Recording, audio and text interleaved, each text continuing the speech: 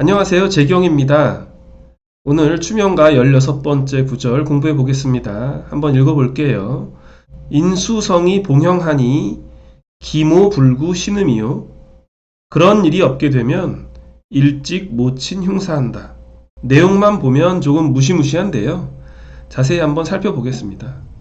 인수성이라고 하는 것은 어머니를 뜻하는 별이죠. 그러니까 인수성이 봉형했다 하는 것은 형을 만났다는 것이고요.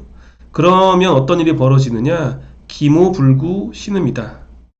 그 어머님이 어떤 몸이 온전치 못하다. 그래서 신음한다. 이런 뜻이죠. 몸이 아프거나 타고난 어떤 핸디캡이 있거나 이런 걸 의미하는 거죠. 만약에 그런 일이 없다면 어떻게 되느냐? 그러면 모친이 흉사한다.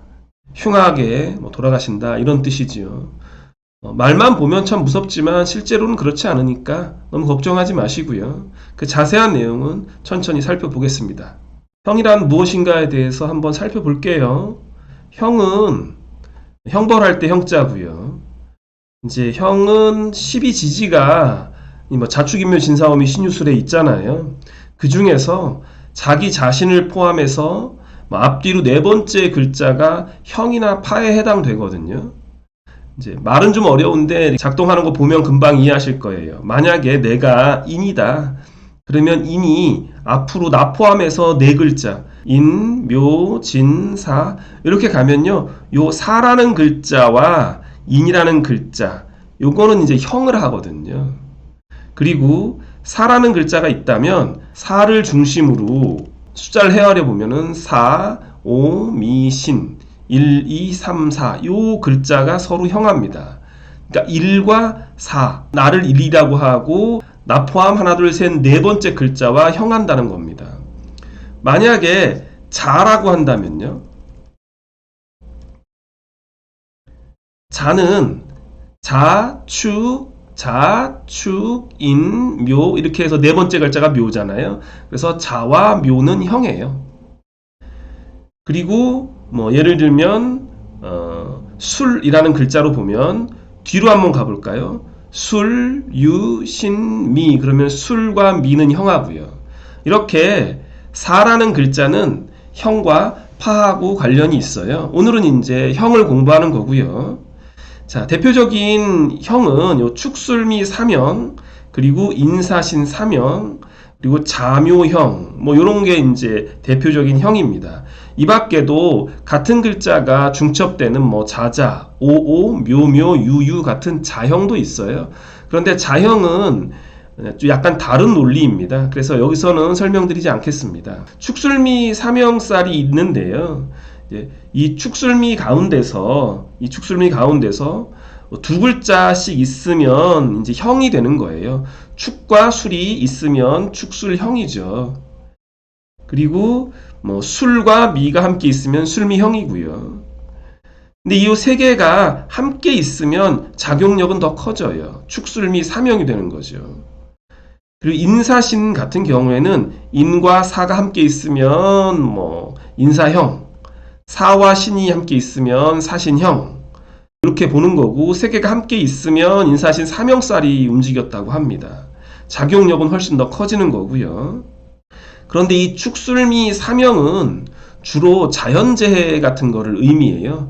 사람이 어쩔 수 없는 갑작스러운 사고나 인간의 힘으로 어쩔 수 없는 이런 부분을 의미하고요. 인사신 사명의 경우에는 주로 인간과 인간 사이에 사람과 사람 사이에서 벌어지는 서운한 일, 자기 책임을 다하지 않은 일, 그래서 어떤 배신감을 느끼는 일, 그런 일에 주로 관여해요. 이 자묘형은 약간 작동 방식이 특이한데 요거는 이제 나중에 기회가 되면 자세히 설명드리겠습니다. 그럼 실제 사례를 보면서 설명을 드리겠습니다. 일간 가백의 임은 인수죠. 술미형 하고 있고요. 따라서 임수가 형을 만난 게 맞죠. 게다가 이사주에서는 임술이 백호에도 해당되니까 큰 횡액을 암시하고 있습니다. 조심스럽긴 합니다. 두 번째, 일간이 갑일 경우에 개수는 정인이죠. 인수성이죠. 그리고 개미의 미와 축이 형을 하고 있습니다. 축미형 하고 있죠. 그러면 개수는 또 어떤 피해를 입을 수 있겠죠. 주로 그 피해는 건강과 관련된 피해를 아까 본문에서 얘기를 했잖아요.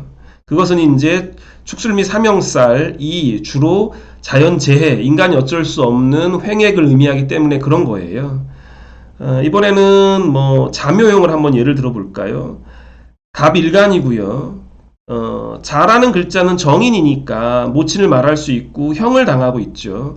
근데 그 형을 하는 것은 묘라는 글자죠. 갑에게 묘는 양인도 되고요. 뭐 겁재라고 말할 수도 있고요. 갑에게 묘는 어떻게 보면은 동기이니까 손이 동기일 수 있죠. 이거를 뭐 현실적으로 해석해 보면 우리 어머니께서 나의 손이 형제에 의해서 형을 받고 있다. 형벌을 받고 있다. 근데 그 형이 자묘형이다. 따라서 이런 경우에 우리 어머니가 형이나 혹은 누나로 인해서 심정적으로 굉장히 스트레스를 받고 있다. 그러니까 자묘형은 굉장히 마음적인 문제로 읽기도 하거든요. 이렇게 해석해 볼 수 있습니다. 제가 좀 예시를 말씀을 드렸는데 앞으로도 계속 형에 대해서 말할 거니까 이제 미리 말씀을 드리고 싶은데, 형의 피해에 대해서 지금도 굉장히 드라마틱하게 무섭게 설명을 하고 있지만 실제로 우리 임상에서는 그렇게까지 드러나지는 않아요. 그 이유는요, 첫째로는 현대의학이 많이 발전했기 때문에 신체적인 횡액으로 드러나는 경우는 많이 줄었습니다. 둘째로는요, 지금 이런 사례의 경우에는 유일하게 이 자리에만 어머니를 뜻하는 글자가 있잖아요. 하지만 요 임이라는 글자가 여기도 있을 수 있고요. 또 뭐 지장간에 있을 수도 있잖아요. 그래서 여기에만 한 글자가 어머니를 뜻하는 글자이고 유일하게 그것이 닫히고 있다면 문제겠지만 실제로는 다른 자리에도 어머니를 뜻하는 글자가 있을 수 있기 때문에 이거 하나 이렇게 된다고 해서 큰일이 나는 건 아닙니다. 그래서 혹시 노파심에 설명드려 봤습니다. 앞서 말씀드린 내용을 좀 정리해 봤는데요. 그래서 형을 그렇게 두려워하지 말자, 이런 취지에서 설명을 드리는 건데요. 근데 이제 세 번째 부분을 좀 더 자세히 말씀드리려고 합니다. 물상 대체 때문에 그 형의 작용력이 많이 이제 줄어들었다, 이렇게 볼 수 있어요. 그 의미는 뭐냐면요, 그 축술 및 사명살이 벌어졌는데 그 축술 및 사명이 우리 실제 생활에서의 어떤 다양한 모습들로 대체돼서 없어져 버릴 수 있다는 거죠. 우리 몸에 어떤 안 좋은 쪽으로 드러나지 않고, 축술 및 사명의 물상으로는 예를 들면 농사를 짓는다거나요, 혹은 우리가 뭐 요가 같은 운동을 막 한다거나요, 등산을 많이 다닌다거나요, 이러면 우리 몸이 굉장히 힘들잖아요. 그러는 과정에서 축술 및 사명의 어떤 작용력은 많이 줄어요.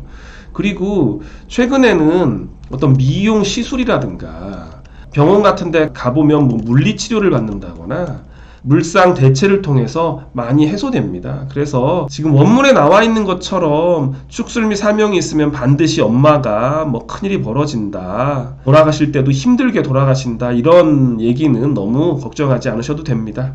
간단히 추명가 16번째 구절, 인수성이 형을 맞았을 때에 대한 해석이었습니다. 여기까지 하겠습니다. 감사합니다.